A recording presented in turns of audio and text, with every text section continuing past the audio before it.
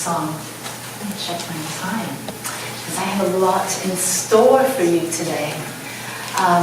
This month, we've been talking about wholehearted living. For the whole month of February, we've been exploring love and how to love ourselves.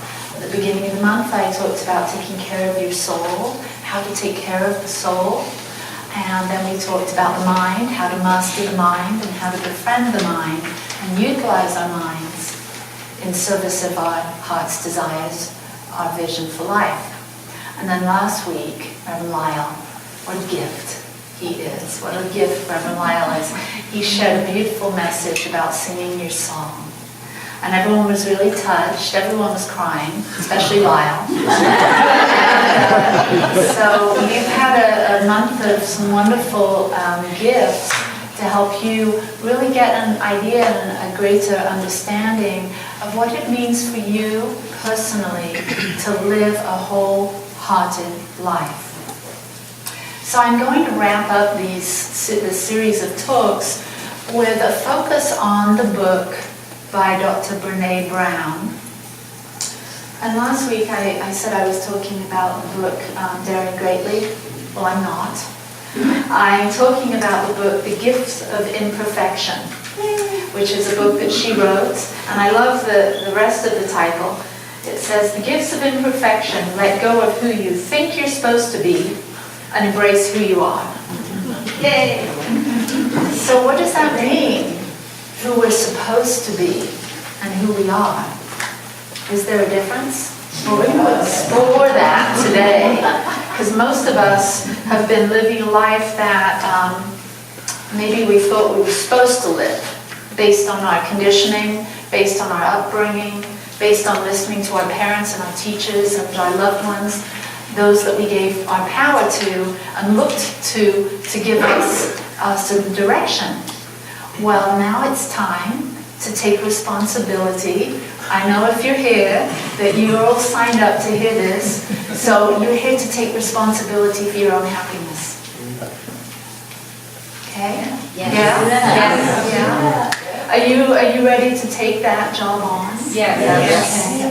Because many of us have been waiting for Princess Charming or Prince Charming to come along and help us be happy. Or if only this would happen, or if only he would do that, or if only she would be different, then I'd be happy. If only I had that job, or more money, or if I was 10 pounds heavier, or 10 pounds lighter, or something, then I'd be happy. And we've been looking to the world of conditions, expecting that to bring us happiness and fulfillment and deeper meaning. And whilst all of that outside stuff can really help, it really doesn't stick unless we're filling our own cup, unless our love cup is filled first. Do you agree? Yes. Okay. All right, so I'm going to explore some of Dr. Brene Brown's. You can just raise this up a bit if I can. I can't. Okay. Thank you, Lyle. We're such a good team, aren't we? Yeah. There we go. So Dr. Brene Brown, who is this woman that Reverend Allie's been talking about? She is Dr. Brene Brown, and she is a researcher, a storyteller, and an author. She's written several books, and she researches things that we don't like to really talk about. She researches shame, vulnerability, and perfectionism. So, I know none of you are burdened by any of that, but for those of, in case you have friends that are, maybe I'm sharing this for them, I don't know. She says, wholehearted living. People who are living amazing and inspired lives report embracing imperfection and vulnerability and being grateful and authentic. These people are living life and loving with their whole hearts. So she's done a lot of research on studying people that are really happy, successful, that to our ego mind, we would say have really made it. Those people that seem to have the world by the tail. And so in studying those people, she also studied the people that are miserable, that aren't living wholeheartedly. So she came up with some guideposts.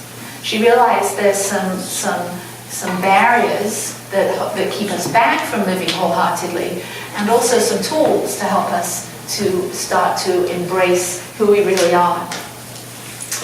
And so she starts with saying that wholehearted living is about engaging in our lives from a place of worthiness. From a place of worthiness. And I think that that's probably, we all have a little bit of this. We all feel a little bit unworthy.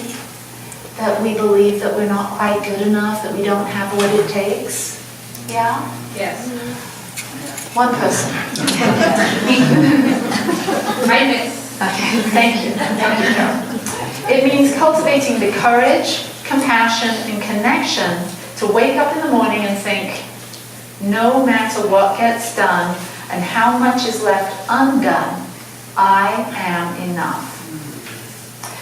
It's going to bed at night and thinking, yes, I am imperfect and vulnerable and sometimes afraid, but that doesn't change the truth that I am also brave and worthy of love and belonging.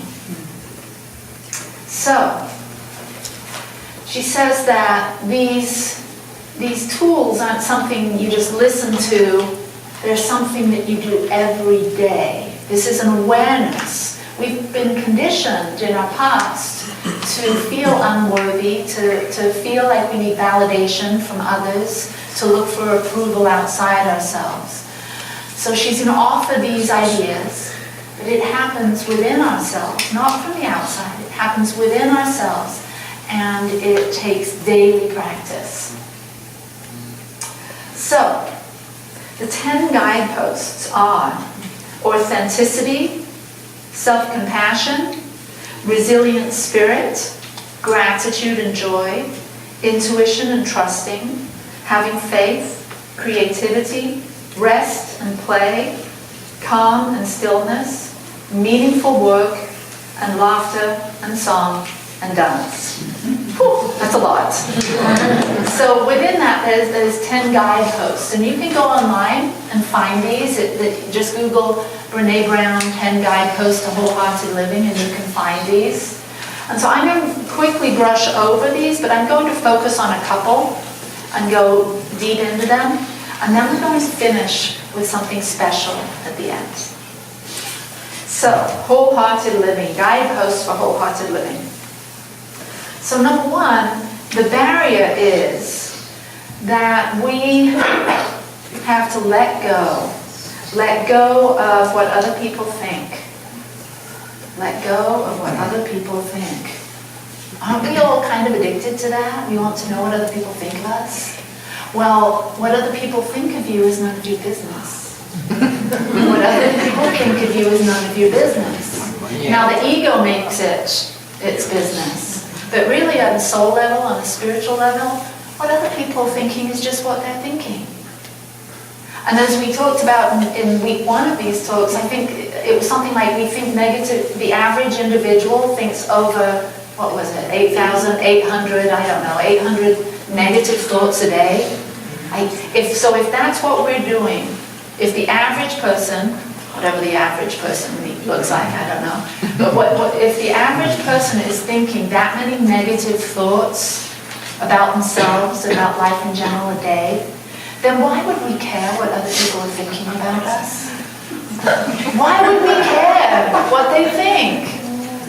So we have to take our power back, and she's suggesting that when we let go of what other people think, we create and cultivate an atmosphere of authenticity. Because we're not looking outside of ourselves to decide who we are and how we feel. We're starting within ourselves, checking in every morning. How about asking yourself, how am I today? How am I going to feel today? How do I want to be today? What kind of thoughts do I want to populate my mind with today? So we create authenticity by checking in with ourselves. She says authenticity is a collection of choices that we have to make every day. It's about the choice to show up and be real. The choice to be honest and the choice to let our true selves be seen. To let our true selves be seen.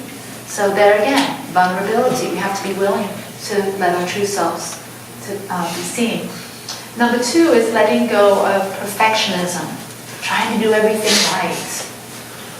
And when we're always trying to do everything right or live up to some high standard, some high bar that who knows who set. Who knows who set that?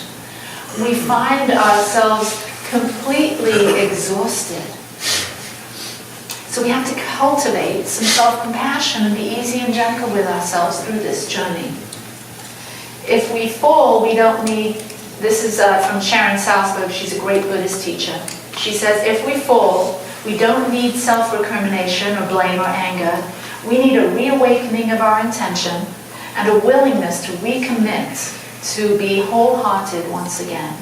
So, we're easy with ourselves. If we slip, if we fall, if we don't meet that high standard, we just forgive ourselves, we love ourselves, and know that we're doing our best, and we move on. We move on with whatever we're committed to, our visions and dreams.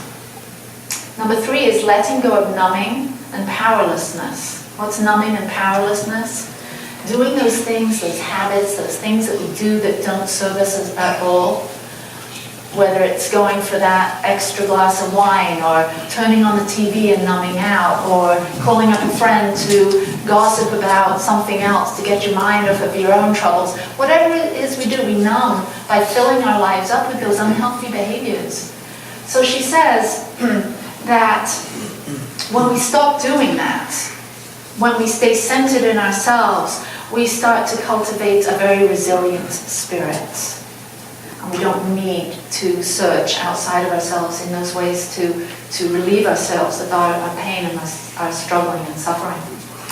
Number 4 is letting go of scarcity and fear of the dark. So when I read that, I thought, what's she talking about? Letting go of scarcity is the idea that there's lack, that there's limitation. We live in an abundant universe. There's plenty for all of us. There's plenty of time, there's plenty of opportunities, there's plenty of love. So we need to stop looking through the lens that there's not enough. Stop seeing the world as scarce. And look around, open your real eyes and see how much is available to you. So that's lack consciousness, as opposed to abundance consciousness. So we also have to stop being fearful of the dark, she said. I thought, what's that? Scared of the dark?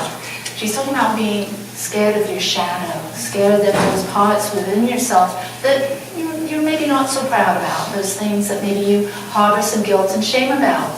So it's time to look at those things with self-compassion and see that the past is the past. And today I recommit myself to living wholeheartedly. I won't keep myself held hostage by my thoughts associated with who I was in the past or what I did in the past.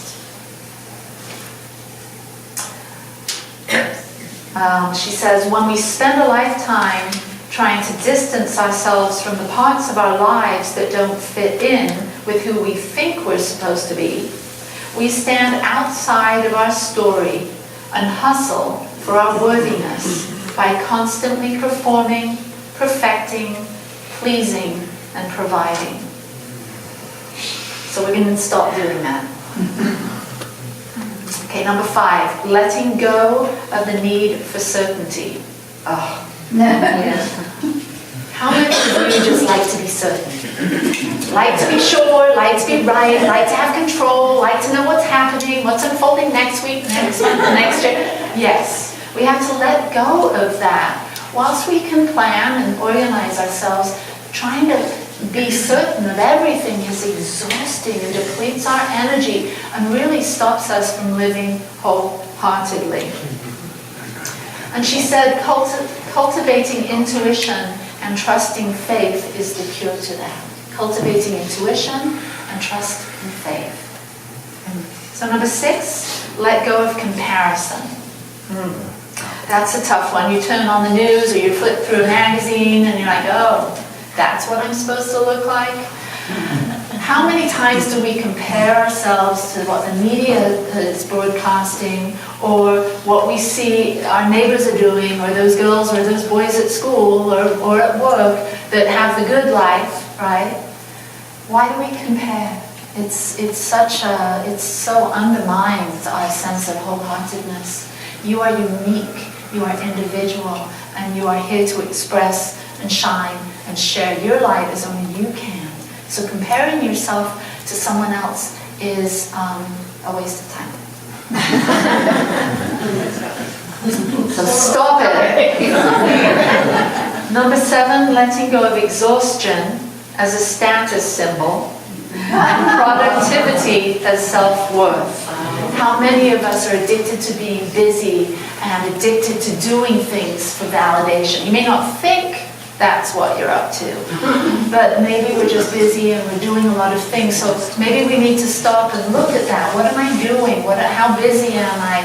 And why am I doing all these things? She says that cultivating play and rest could be a remedy for this. So that's your homework this week, is to find ways to play, to get out there. Look, it's starting to warm up, the sun's out. As of today, as of about an hour ago anyway.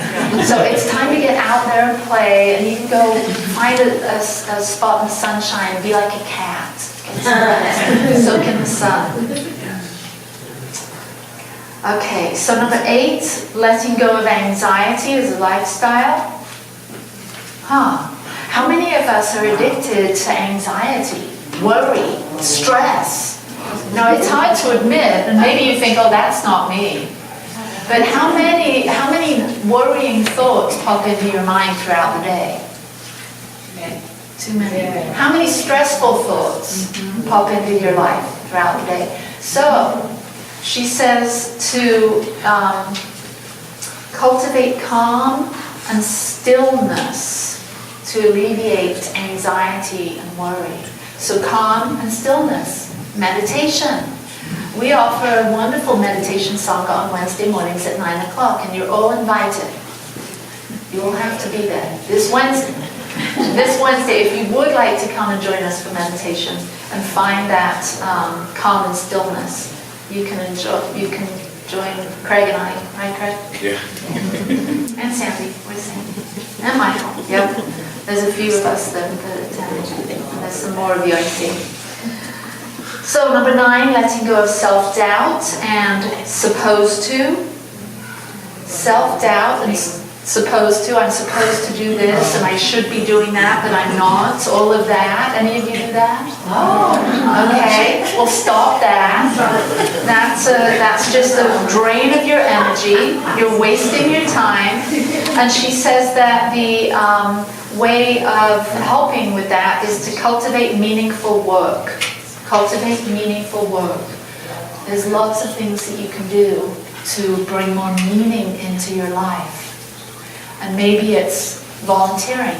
Maybe there's an organization somewhere here in Ogden that's really been singing to your soul. Go volunteer for an hour or 2 a week and cultivate something that brings you out of yourself so that you can give back and cultivate a deeper sense of meaning. And then number 10 is letting go of being cool. Who has that one? Woo! There we go. So letting go of being cool. So who remembers in high school when there was a cool crowd and you really cared about what they thought? Well, those days are over. You're cool. Just by the fact that you're here on Earth in a human flesh suit, that means you're cool. One thing there. Yeah, you're cool. It's all good. And she says if you want to combat that need to be cool, you can cultivate laughter, song, and dance. There's nothing like watching such. We were just back there laughing and dancing, and Natalia, Kimmy, and I. You were all facing this way singing, but we were back there dancing, and we felt pretty cool, didn't we? So cultivate laughter, song, and dance, and I guarantee you're going to feel cool, and you won't have to look outside of yourself to get that validation. You just feel that way. You look pretty cool too. Oh, thank you. I saw you watching us. Okay, so this is the special thing that I want to share with you. I heard this and this really spoke to me. I have a new teacher and mentor, Mark Anthony Lord, and he said this: self-acceptance is the doorway. Okay, self-acceptance is the doorway, and self-love is the room on the other side of the door. The land of self-love. So once we accept ourselves just as we are, as imperfect as we are, with the body that we have, with the job that we have, with the family that we have, with the activities that we do, with the finances that we have, with everything, just as we are, and that we're at peace with that, that self-acceptance then leads us into a world, into the land of love. Okay? So we're going to, I'm going to help you to fall in love with yourself today. You know that February is the love month? And you know people get engaged around Valentine's Day. I know that when my parents got divorced, they both married other people on Valentine's Day. So a lot of anniversaries happen on Valentine's Day. And so I've been thinking about weddings. I met with a couple yesterday. I can do a wedding in the carriage house next Friday on the 3rd of March at 3:33. I get a lot of people that want special times like that. And so I've been thinking about weddings and vows and how important vows are. Vows are encoded. I want you to listen to this for those of you that have taken vows, whether they be wedding vows or some other vow. They're encoded with all that they need for their fulfillment. Vows are encoded with all that they need for their fulfillment. The universe, the entire universe seems to line up when vows are spoken in this sacred ceremony, and that every word that is spoken is true. And it shall be made true if we're obedient to the vows. Does that make sense to you? Okay, so we're going to do a little wedding ceremony. You're going to stand up, all of you. And you're going to marry yourself today. Brene Brown said, wholehearted living begins the moment you decide to be your own best friend. Wholehearted living begins when you commit to being your own best friend. So we can do a little wedding ceremony between you and you. And so here we go. So I'm going to say it, and you're going to repeat it. I, and then you're going to say stick. Hold on. I know your ego, just hold on. Shotgun wedding. Yeah. So I'm going to say I, and then I'm going to ask you to state your name, and then I'm going to say something else. So just breathe and listen. I, and then state your name, take myself to be my best friend. I, Allison, take myself to be my best friend. My lover and partner in life from this day forth. My lover and partner in life from this day forward. Now, are you really feeling this now? Yes. I don't want you just to be all up in your head with this. In your heart. We're going to say it again. I take myself to be my best friend.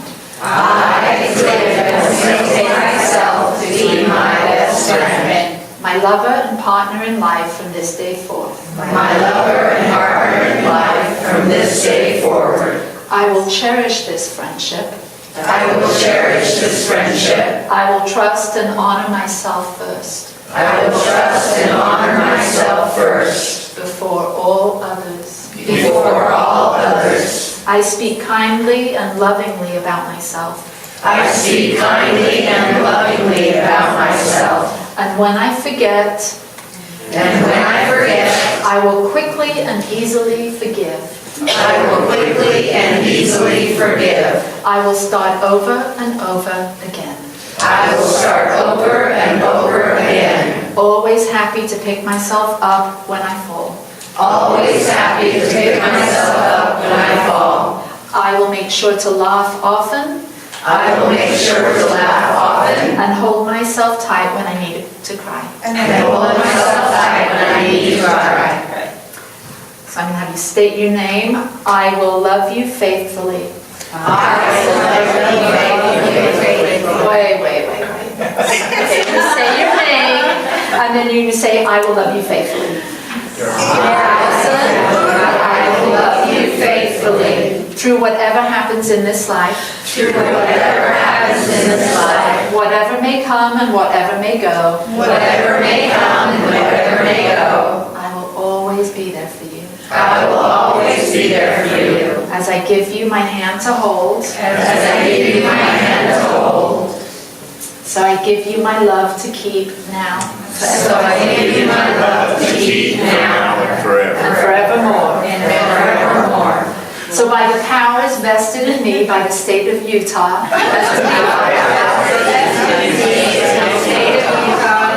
and God and the universe, I now pronounce you married to yourself. I now pronounce you married to myself. Congratulations, you can have a seat. So those of you that have never been married, you can say now that you're married. You're married to yourself.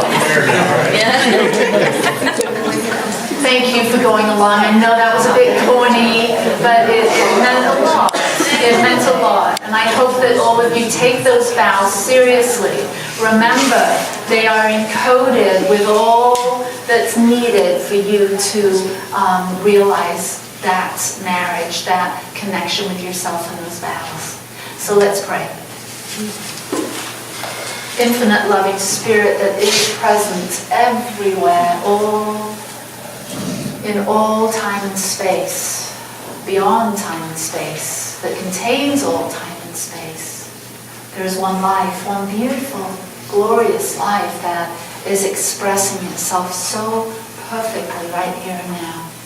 It expresses itself in a multiplicity of forms, from the stars and the planets to the blades of grass, to the water, to the fire, to the air, to the earth. And to you and me, these sweet, wonderful, perfect expressions of life, here in human form for a number of years, here to come forth to shine and live wholeheartedly. How blessed are we to have this awareness today? How blessed are we to know that what we think in our minds, what we speak out loud, can become reality if we believe it, if we truly believe it. So when we speak to ourselves, let us speak to ourselves in ways that promote loving kindness. Let us know that every deed, every action that we take is one of love. And that every friend that we meet along the way, every individual that we cross paths with is our teacher and our guide. Everyone. They say that when the student is ready, the teacher shall appear. And likewise, they say when the teacher is ready, the student will appear. So we're all on this path, students and teachers, learning from life itself and each other, knowing that everything is perfect in its imperfection. We're not here to judge those things. We know that everything is happening for us, not happening to us. So let us embody these teachings today. Let us know that we made a sacred vow, a holy vow to ourselves to be our best friends, to live wholeheartedly, and to show up as the living embodiment of love, passion, and creativity. It feels good to activate these truths, these awarenesses in consciousness. They say that the prayer and the answer are one, and that what we're seeking is seeking us, and what we're seeking for, we're seeking with. So I know in this way, we have stated a truth today. We have committed to ourselves in a way that maybe we have never done before. Now is the time, and you are the one. So I release these words with deep gratitude. I know that as I've spoken these words, we've activated something at a very core cellular level Each of us has, within ourselves. Change is coming. The seeds have been planted.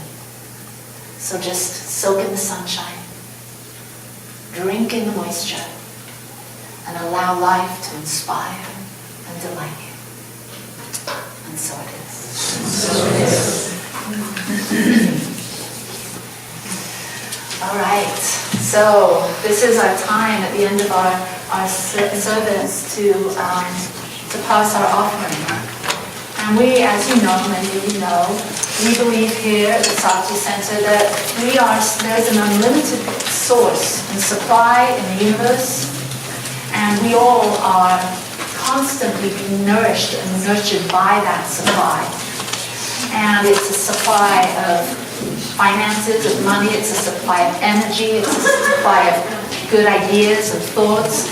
So when we do this offering at the end of service, we're saying, yes, I acknowledge that I live in an abundant universe that is always sourcing my life. And I know the old teaching that says, as I give, I receive. So we participate in this law of circulation, the law of oneness, the law of life, and we make a pledge to ourselves to give where we're spiritually fed, knowing that we receive tenfold. Tenfold in thoughts, ideas, energy, abundance, prosperity, friendship, on and on and on. Whatever you can conceive can be yours. So whatever you think about comes about. And we honor that with this wonderful opportunity to practice the law of circulation. And we also here, we like to walk our talk, so we circulate 10% of everything that comes through our doors out into the community.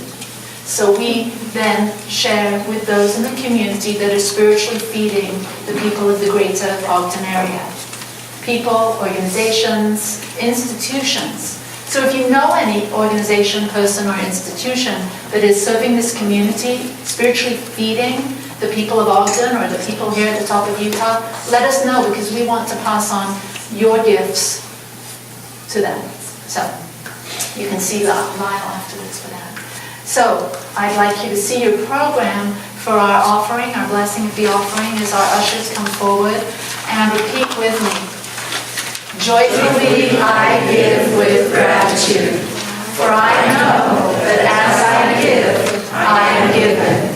I allow the abundant nature of the universe to flow through me now. I am so blessed, and so it is.